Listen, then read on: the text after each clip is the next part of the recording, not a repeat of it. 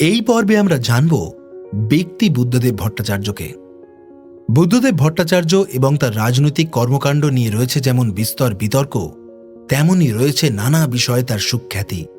আসুন জেনে নেওয়া যাক সেগুলি সম্পর্কে।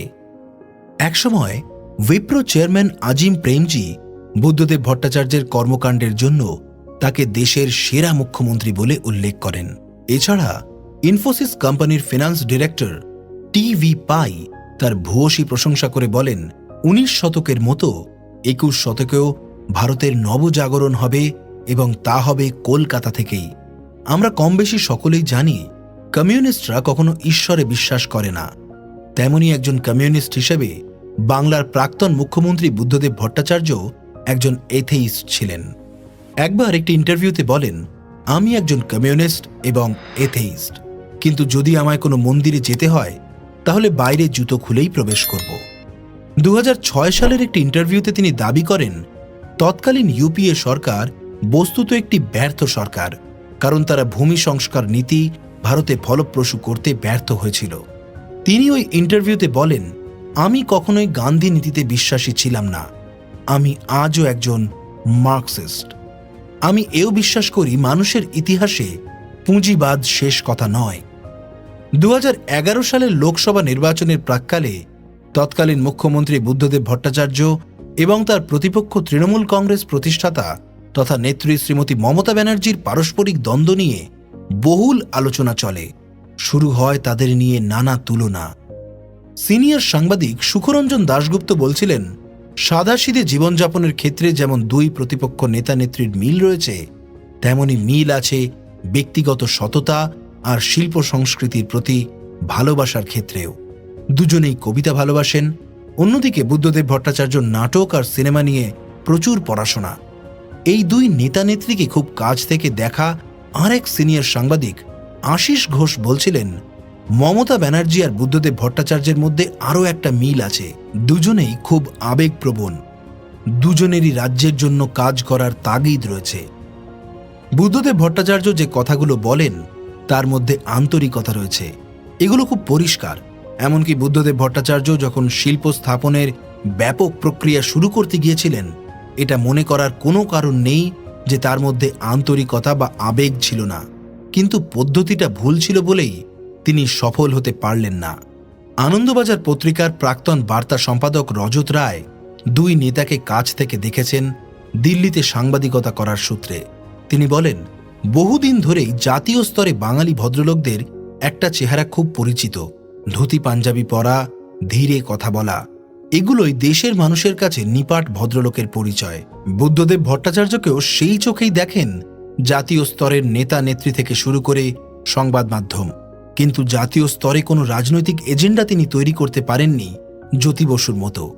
আর বিজেপি বা কংগ্রেসের প্রধানমন্ত্রীদের বাহবা পেয়ে তাদের উদারীকরণের পথে চলতে গিয়ে নিজের দলের সর্বনাশ ডেকে এনেছেন বুদ্ধদেব ভট্টাচার্য।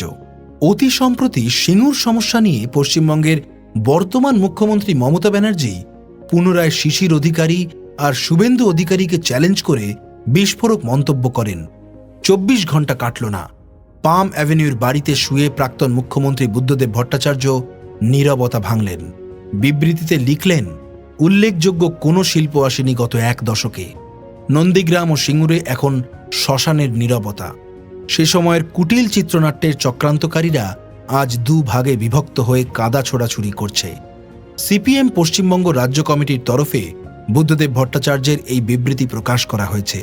তাতে যেমন তৃণমূলের তোলাবাজি, সিন্ডিকেট রাজ, দুর্নীতি নিয়ে সমালোচনা করেছেন বর্ষিয়ান সিপিএম নেতা, তেমনি বিজেপি ও আরএসএস এর বিরুদ্ধে বিভেদ ও মেরুকরণের রাজনীতির অভিযোগ তুলে ব্যাপক আক্রমণ শানিয়েছেন তিনি। আবার সম্প্রতি মুখ্যমন্ত্রী মমতা ব্যানার্জি বিশ্ব বাণিজ্য সম্মেলনে যোগ দেওয়ার প্রাক্কালে ও এত নেতিবাচক প্রতিক্রিয়ার পরেও সিপিএমের অন্দরে দলিল পেশ করে প্রাক্তন মুখ্যমন্ত্রী বুদ্ধদেব বাবু জানিয়েছেন, শিল্পায়নের পথে এগোনোর জন্য তার সরকারের নীতি ঠিক ছিল। শিল্পের জন্য জমি নেওয়াও ছিল প্রখর বাস্তবতা। এই অনিবার্য প্রতিক্রিয়ার মাঝে সিঙ্গুর নন্দীগ্রাম ছিল ব্যতিক্রম। দুই ক্ষেত্রেই প্রশাসনিক ও রাজনৈতিক স্তরে কিছু ভুলভ্রান্তি হয়েছিল, যার সুযোগ কাজে লাগিয়ে মানুষের মধ্যে বিভ্রান্তি তৈরি করতে সফল হয়েছিল বিরোধীদের রামধনু জোট। ব্যতিক্রম থেকে শিক্ষা নেওয়ার কথা বলছেন বুদ্ধবাবু, কিন্তু ব্যতিক্রমের জন্য শিল্পায়নের পথ থেকে সরা যায় না বলেই তার সাফ যুক্তি। নন্দীগ্রামে গুলি ষড়যন্ত্র বা পুলিশি অভিযান চাননি বুদ্ধদেববাবু। নন্দীগ্রামে গুলি চালিয়ে কৃষক হত্যা ছিল ভয়ানক ষড়যন্ত্র। এই পুলিশি অভিযান চাননি তৎকালীন বামফ্রন্ট সরকারের মুখ্যমন্ত্রী বুদ্ধদেব ভট্টাচার্য। এমন চাঞ্চল্যকর দাবি করেছেন পশ্চিমবঙ্গের সাবেক গোয়েন্দা কর্মকর্তা দিলীপ মিত্র। এই নারকীয় অভিযানের মাস্টারমাইন্ড ছিলেন সিপিএমের একজন নেতা এবং একজন উচ্চাকাঙ্ক্ষী গোয়েন্দা কর্মকর্তা। এই দুইজনের চাপেই মূলত নন্দীগ্রামে পুলিশকে গুলি চালানোর সিদ্ধান্ত দিতে বাধ্য হয়েছিলেন তৎকালীন মুখ্যমন্ত্রী। সাবেক ওই গোয়েন্দা কর্মকর্তার আরেক বিস্ফোরক দাবি, বুদ্ধবাবুকে 4 বার খুন করার চক্রান্ত করা হয়েছিল। একটি সংবাদ মাধ্যমে দেওয়া সাক্ষাৎকারে দিলীপ মিত্র বলেন, নন্দীগ্রাম কাণ্ড ছিল ষড়যন্ত্রের ফসল। নন্দীগ্রাম কোনো এক রাজনৈতিক নেতার হাতছাড়া হয়ে গিয়েছিল। তার সঙ্গে একজন উচ্চাকাঙ্ক্ষী ও বিবেকহীন গোয়েন্দা কর্মকর্তার গোপন সমঝোতা হয়েছিল।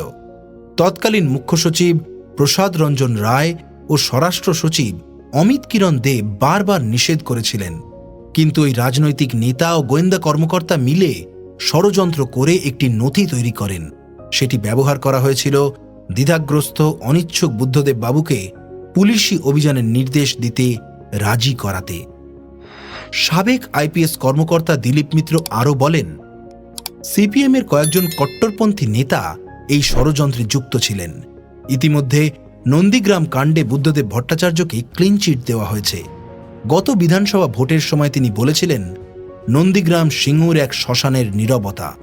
সে সময় কুটিল চিত্রনাট্যের চক্রান্তকারীরা আজ 2 ভাগে বিভক্ত হয়ে পরস্পরের বিরুদ্ধে কাঁদা ছোড়াছুড়ি করছে। এই রাজনৈতিক নেতা কে, যার নাম উল্লেখ করেননি সাবেক গোয়েন্দাকর্তা দিলীপবাবু? এ নিয়ে অল ইন্ডিয়া লিগ্যাল এইড সেলের সম্পাদক এবং আইনজীবী জয়দেব মুখোপাধ্যায়ের দাবি, ওই নেতার নাম লক্ষণ শেঠ। তার উস্কানিতে পা দেন ওই উচ্চাকাঙ্ক্ষী পুলিশ কর্মকর্তা। তিনি ছিলেন বুদ্ধবাবুর সেই সময়ের চোখের মণি, যাকে দিয়ে এই পুলিশি অভিযানের প্ল্যান করানো হয়েছিল। সিপিএম নেতা অনিল বসু আর সুশান্ত ঘোষরা এই পরিকল্পনা বাস্তবায়ন করেছিলেন। যেদিন গুলি চলেছিল 14ই মার্চ 2007, তৎকালীন রাজ্যপাল গোপালকৃষ্ণ গান্ধী দিল্লিতে ছিলেন। তিনি প্রতি মুহূর্তের খবর নিচ্ছিলেন, বারবার করে মুখ্যমন্ত্রীকে বলছিলেন গুলি যেন না চলে।